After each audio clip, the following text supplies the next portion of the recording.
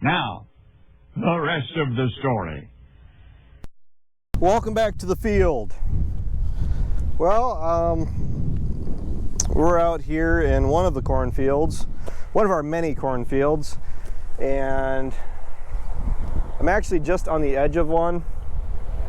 Well, right approximately in here, there was a big red dairy barn, which for my whole life was pretty well falling in, and Grandpa actually tore it down not that long ago. We're probably sitting on about a decade ago now, at least. I don't know, I really gotta get you guys those pictures up of, or get up those pictures of the farms over the years so you guys can see some of the things I reference. But the barn, I think I'm actually right on the edge of it, yeah, because that corner post right here, the barn came out from that, and it was a pretty good barn. I mean, it came down in through here, or take here, and the post up there it ran to. I mean, this was a bit of a lot, and then down through there you can see that tree line where all the trees are coming in. That's part of the pasture.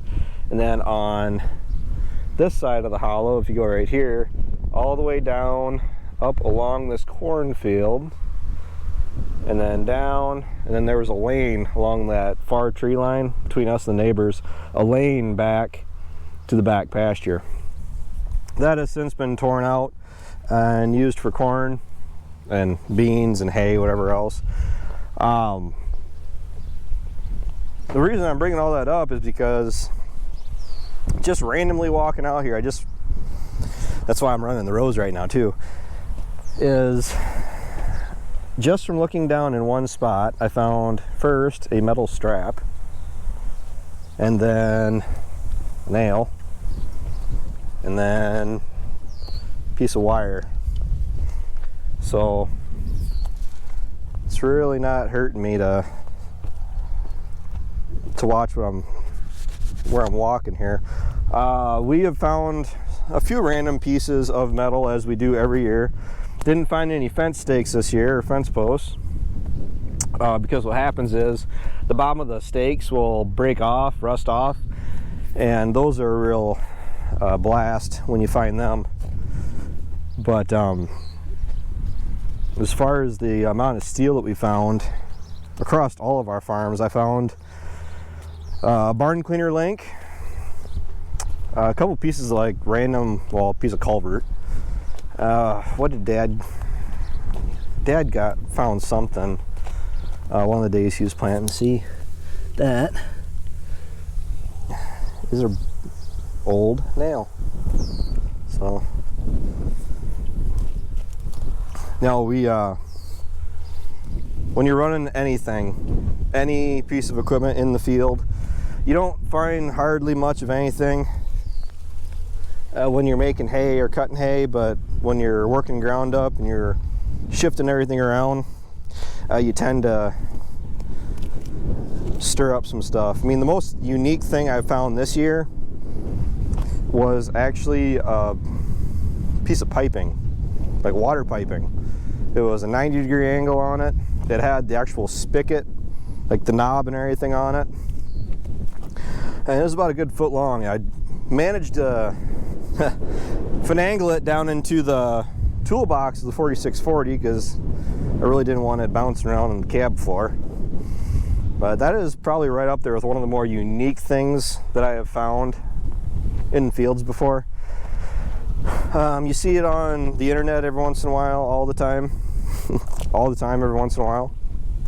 Horseshoes, because all this ground at one point in time in all of our history, this ground did get farmed with horses. And I myself have had at least 2 separate instances where I would actually catch a horseshoe on one of the shanks of the chisel plow, and I think it was both. Oh yeah, the chisel plow, and I did catch one on the cultivator. And with the cultivator, I also caught a nail puller, nail pulling pliers. So that was pretty. I was pretty surprised because I looked back and I was doing an awful lot of chiseling with the cultivator, and it turns out about a, I don't know, 1.5 foot long piece of pliers. The handle was sticking out parallel to the row, so it was throwing dirt and taking corn rows with it. So if you guys are wondering what the corn currently looks like in southwest Wisconsin, for those of you that are actually interested in what corn actually looks like, especially after the wettest spring in Wisconsin's history, from what I've been told, is it looks like this. So we got pretty nice spacing. I mean, this is perfect. This is exactly what I want to see. For a finger pickup machine, this is not a vacuum.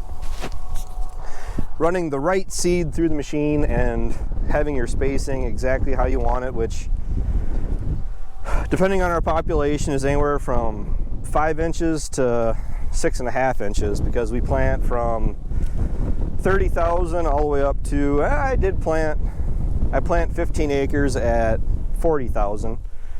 Yes, you heard me right, 40,000 seeds to the acre, and that is ground that I push rather hard, and luckily enough for me, it generally responds to it. It all boils down to what Mother Nature wants to do.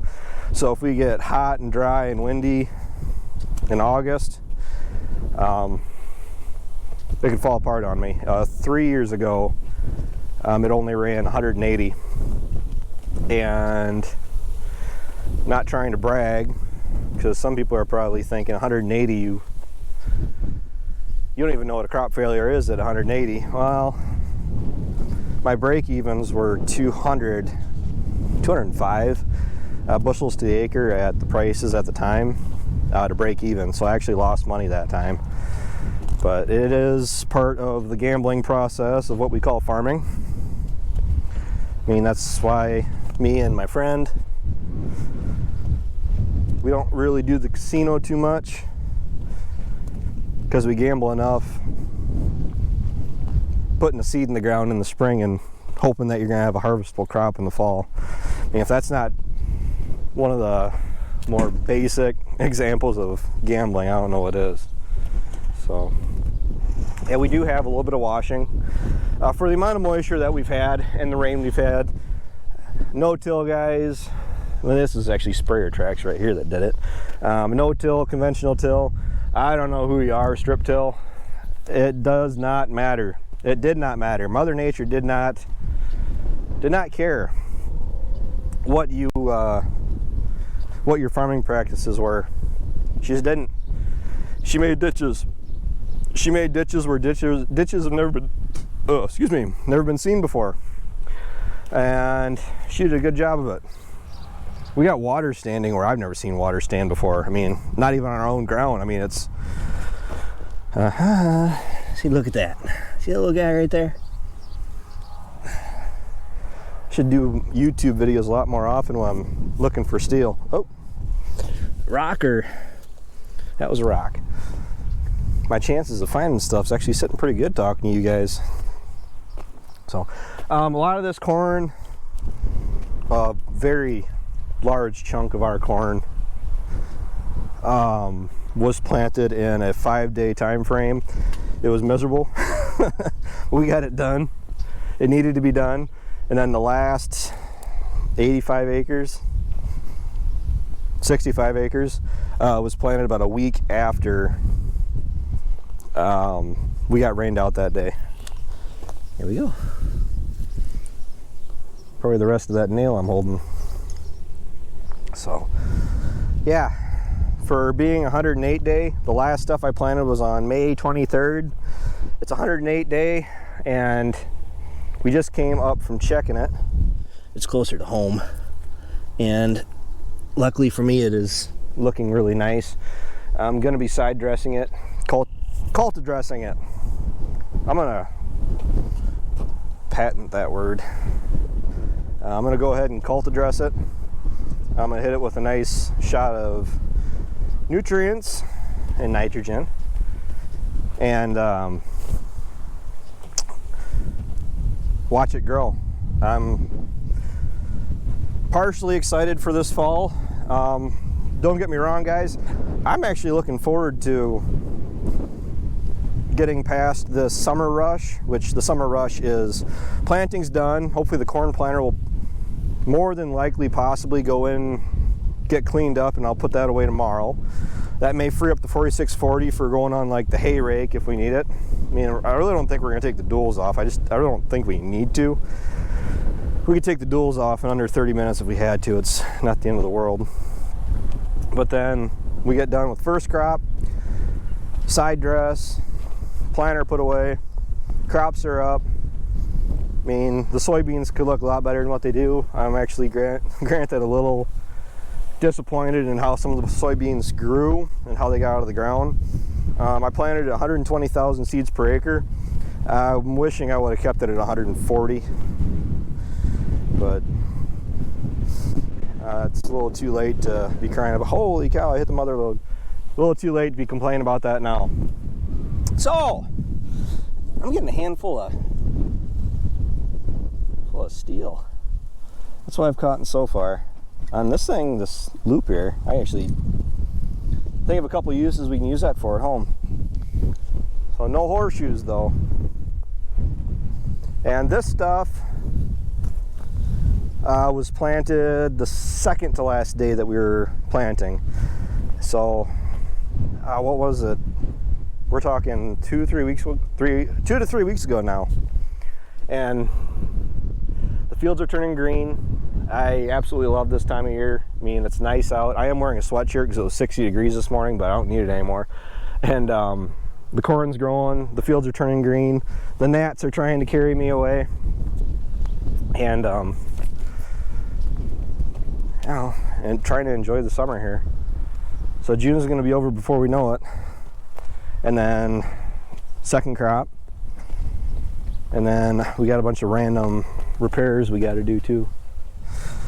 And it looks like Ryan is going to need some help, which I'm just about done checking rows here anyway, because the barn, granted it was bulldozed over, so I mean we could have some stuff had flown up here, but the barn was back far enough, so